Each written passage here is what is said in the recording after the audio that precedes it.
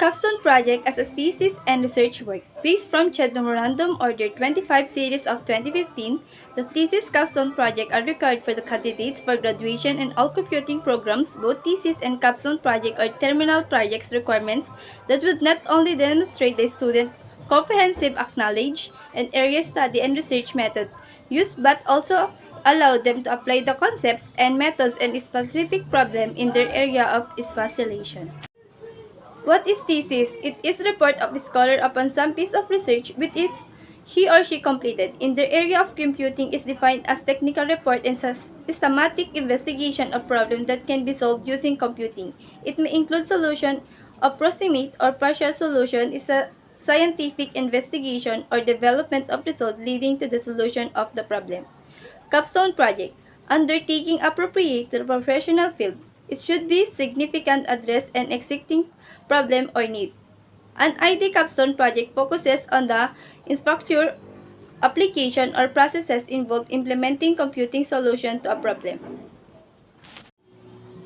Responsibilities of capstone project students. Upon enrollment, the thesis capstone project researcher has responsibility of computerizing, undertaking, monitoring, and writing the thesis report. It is therefore necessary for researcher to learn necessary skill and competency in the conduct of research, although there will be an assigned advisor who will guide the student researcher in the conduct of the study. It is not the advisor's responsibility to field everything to the researcher because it defeats purpose of teaching researcher to be independent and to be competent. Besides, will be the researcher who will present the result of the study in the final oral defense and not the advisor.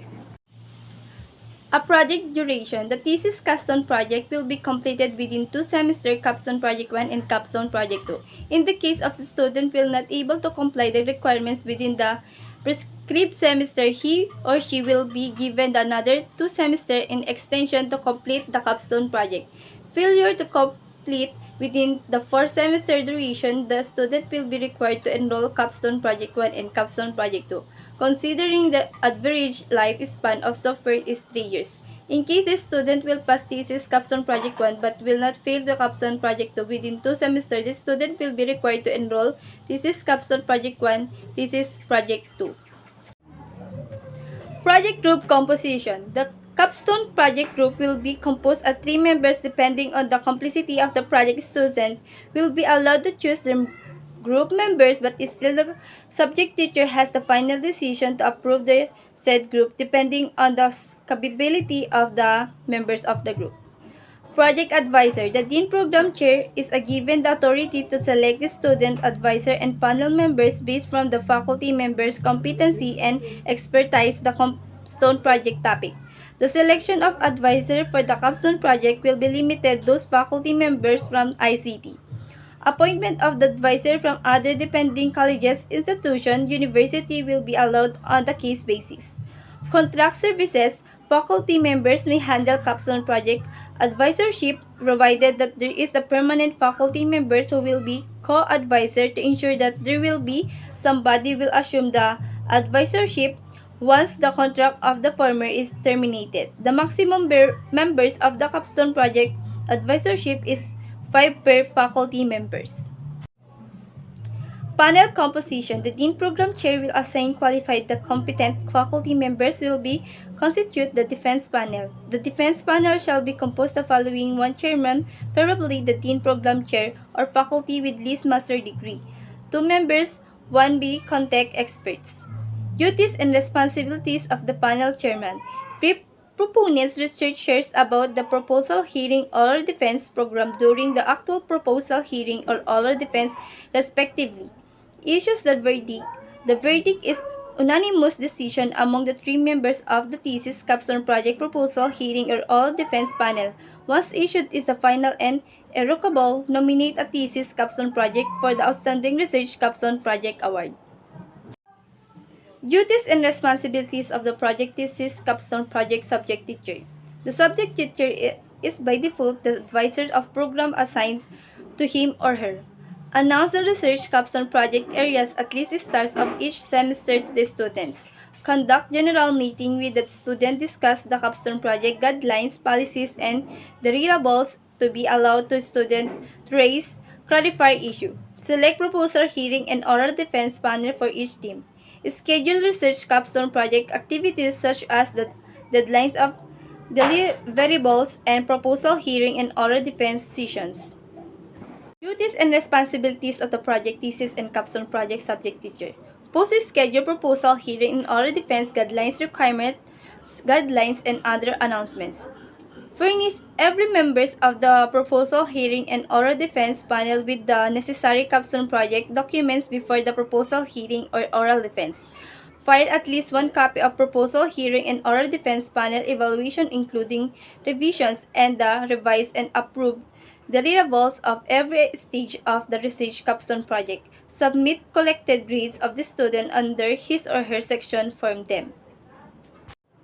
Duties and responsibilities of the advisor. Ensure that study proposed by the student conforms to these standards of college has mitigate the potential impact of the research trust of the university. Guidelines and research capstone project students in the following tasks while in the proposal stage. Defending the research program objects in clear specific terms. Building working biography for the research. Identify variables and formulating hypotheses in any determining researcher designs population to study. Research environment instrument to be used and the data collection procedures. Duties and responsibilities of the advisor. Meets team regularly at least twice a month. The team must seek proper appointment or to answer questions to help resolve impasses and conflicts. Advisor must remind the proponents researcher to their work properly. Review thoroughly all the variables and every stage of research capstone project to ensure that they meet the department standard.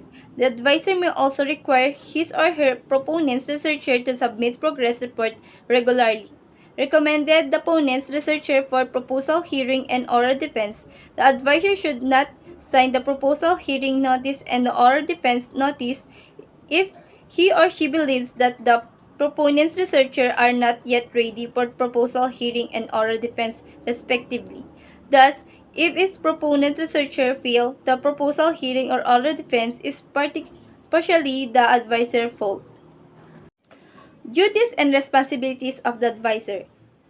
Clarifies points during the proposal hearing and oral defense. Ensure that all required revisions are incorporated into the appropriate documents and or software.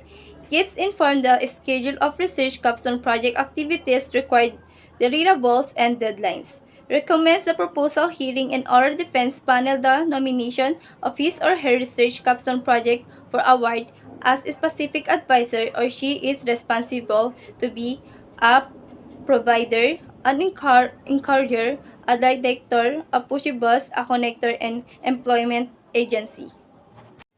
Thesis capstone project presentation. As recommended by the Philippine Society of IT Education of PSITES Research Committee, public presentation is required. It should be school-based presentation open for public viewing. Thesis capstone project turnover. Project turnover is limited to the software development that including to equipment used during implementation as studied in the MAU. In the event that student is willing to donate the implement, it must be studied in MAU.